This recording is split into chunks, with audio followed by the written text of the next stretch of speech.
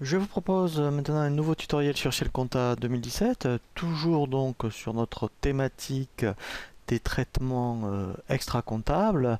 Nous allons voir donc maintenant ce qu'on appelle les simulations d'emprunt. Alors, c'est vraiment très intéressant quand vous voulez vraiment avoir un aperçu, mettons, quand vous voulez faire un investissement, par exemple un investissement informatique, vous voulez déjà avoir une petite idée des remboursements que vous aurez tous les mois. Donc vous pouvez en rester au stade de la simulation, et si ensuite, eh bien, je dirais, cette simulation vous convient, on peut la basculer vraiment en emprunt définitif et générer automatiquement toutes les écritures de remboursement.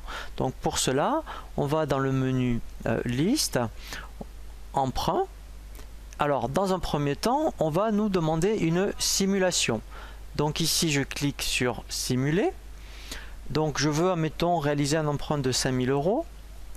Alors ensuite voilà, donc là, au niveau des taux, donc là c'est vraiment fictif, enfin, donc là je mets des taux pour qu'ils calculent ensuite, je dirais, les remboursements d'emprunt. Donc là je vais laisser proportionnel. Je veux, admettons, donc que ça soit sur 36 mois. Il y a des frais de dossier, par exemple des frais de gestion, donc je veux dire qu'ils sont de 30 euros. Voilà. Ici la date de l'emprunt, voilà, donc là mettons on est le 3 septembre. Et en fait, voilà, donc je souhaiterais éventuellement, donc si je devais, mettons, le simuler, voilà, donc dire, ben voilà, je vais réfléchir jusqu'au 21 septembre, par exemple, voilà. Ici, donc la périodicité serait mensuelle. Et si éventuellement ensuite, je veux vraiment que ça se concrétise, la première échéance, je voudrais, mettons, qu'elle soit le 5 octobre. Voilà, donc là, je fais OK. Donc là, déjà, ce que je peux avoir, c'est ce qu'on appelle un tableau d'amortissement. Et au moins, là, vous voyez, j'aurai une idée, voilà, au niveau des montants des échéances et des remboursements que j'aurai donc tous les mois. Donc là, je fais OK. Voilà, donc là, vous voyez, je veux, admettons, garder cette simulation. Donc ça n'engage à rien, hein, ça n'a aucun impact dans votre comptabilité. Je fais oui. Voilà, donc là, je lui donne un code. Donc je vais l'appeler math info. Voilà. Ici, voilà, donc là, je vais mettre matériel informatique. Je fais OK. Voilà, donc là, pour l'instant, donc là, alors là, j'en ai qu'un, hein, vous voyez, donc déjà, en plus, ce qui est intéressant, c'est que j'ai une fiche emprunt, donc ça, c'est vraiment intéressant, même si vous voulez en discuter avec votre expert comptable, eh bien, vous pouvez donc éditer, je dirais, cette fiche emprunt et en discuter avec lui. Donc ensuite, voilà, donc là, vous voyez, je suis vraiment, vous voyez, en simulation. Vous voyez, en actif, pour l'instant, je n'ai absolument rien. Donc si ensuite, vous voulez vraiment passer, eh bien, je dirais, cette simulation en emprunt actif. Donc on le sélectionne, cette simulation, et après vous avez ici un bouton, vous voyez, passer en emprunt actif. Donc je clique dessus. Et ici, donc voilà, je vais donc demander qu'il me le bascule. Alors là, par contre, vous voyez, il faut faire attention parce que c'est un choix irréversible. Donc je vais faire oui. Voilà, donc là, à partir de là, vous voyez, il y a un nouvel onglet qui s'est rajouté dans la simulation qui s'appelle comptabilité, puisqu'effectivement, il va me demander maintenant, eh bien, tous les comptes comptables qui vont lui être utiles pour générer l'écriture. Donc là, pour tout ce qui est compte d'emprunt, je vais indiquer le compte 164.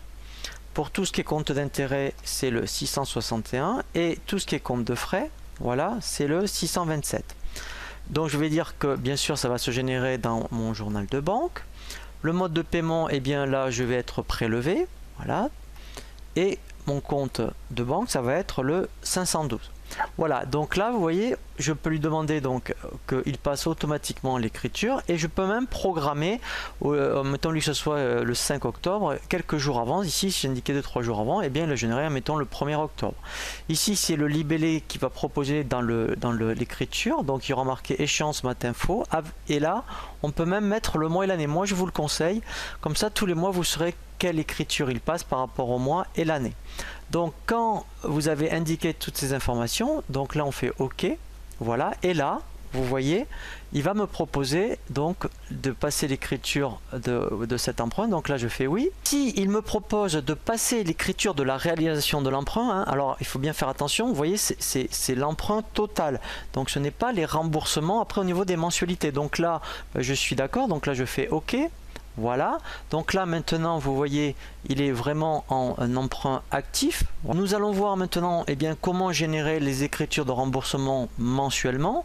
Donc là en fait, alors ici en fait plusieurs façons, soit vous voyez on a le bouton remboursement d'emprunt et là en fait on se laisse je dirais guider par un assistant, soit on double-clique sur donc l'emprunt et après en fait vous avez ici après dans tableau d'amortissement, quand vous cliquez sur tableau d'amortissement vous voyez si je sélectionne la première ligne je fais générer les écritures, voilà, et là je confirme que en fait je veux générer, voilà, vous voyez l'écriture du mois d'octobre et là vous voyez en fait c'est coché maintenant, elle a le statut de comptabiliser. Voilà, donc là c'est vraiment intéressant puisque tous les mois après effectivement c'est Ciel qui va générer l'écriture pour vous. Donc après si je veux vérifier dans liste écriture, voilà, donc si je vais dans le journal de banque, voilà, donc là vous voyez j'ai bien mon écriture d'emprunt, ma réalisation d'emprunt, et ici vous voyez j'ai bien ma première remboursement d'échéance. Voilà, donc ça vous voyez il l'a fait tout seul. C'est vraiment très intéressant puisque après sinon ça voudrait dire que tous les mois il faudrait que ce soit vous même qui passiez cette écriture, donc c'est un peu fastidieux, alors que là en fait si elle est capable de le faire pour vous.